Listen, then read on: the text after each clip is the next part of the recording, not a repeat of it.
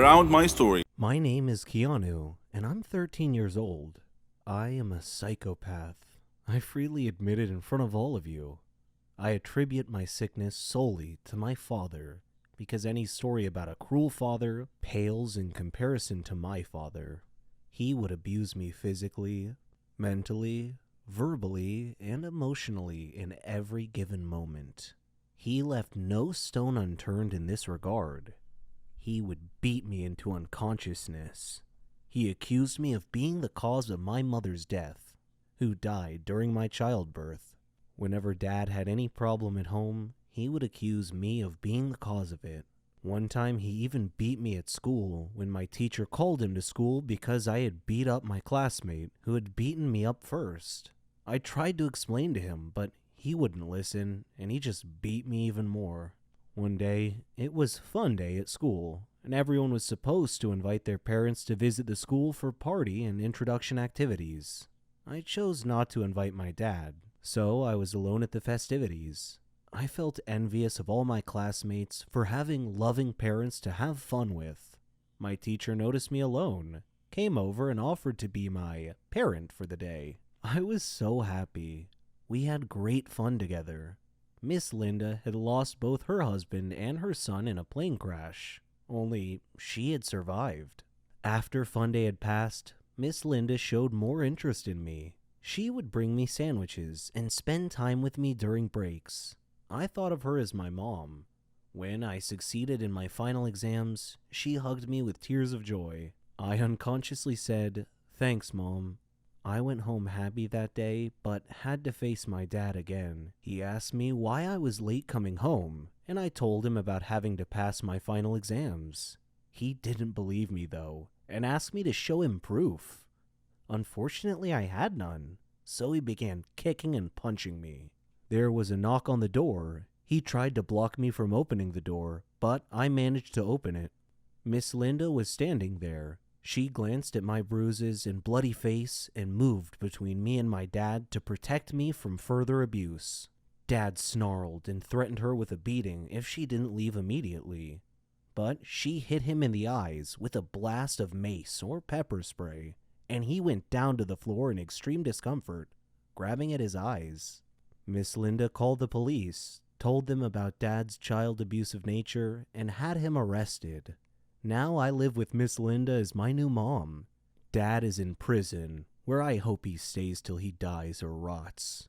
Either outcome is okay with me.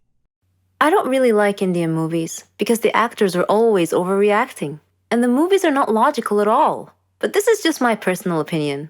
However, I've discovered that there are stories stranger than Indian movies. Let me give you a real-life example. I'll tell you a story about a young woman named Samantha. Samantha was a beautiful girl with blonde hair and green eyes. She lived with her grandmother after her parents died in a horrible car accident. The whole country read about it. She had many friends, and all the neighbors liked her. They considered her the most beautiful girl in town. Many had proposed to her, but she didn't care much for them. One day, Samantha was walking alone down the street after visiting one of her friends. Suddenly, she had an eerie feeling that someone was following her. She began running and crying for help.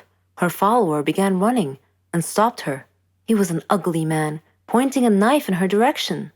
He asked her to hand over her purse. She threw it at him and made a run for it. The man said wait and made to stop her, but another man appeared out of nowhere and punched the thief, who fell unconscious. The brave and good Samaritan picked up Samantha's purse and handed it to her. He was very handsome, with green eyes, soft hair, and an amazing smile. He escorted her back home, and she felt that he was her knight in shining armor. She went inside and hugged her grandmother tight, who was a little surprised but smiled.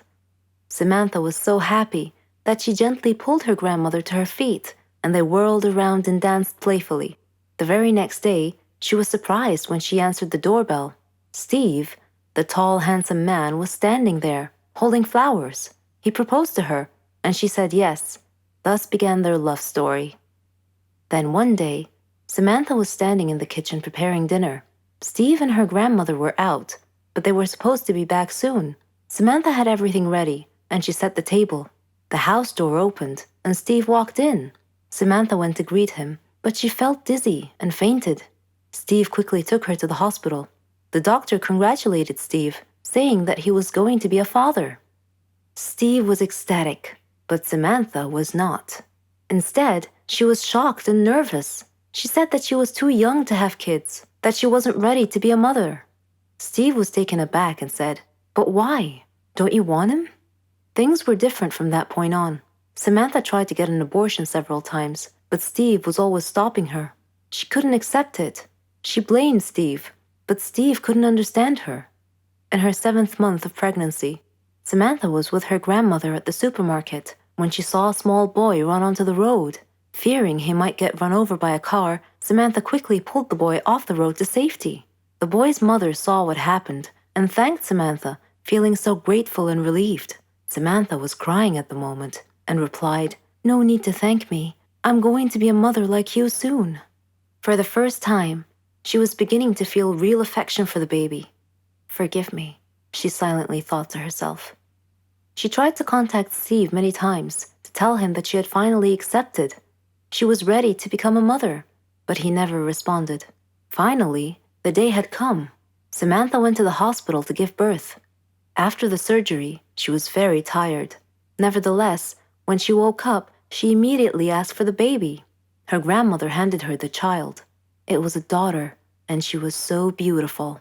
The nurse tried to take the baby out of her arms, but Samantha refused, wanting to hold her for as long as she could.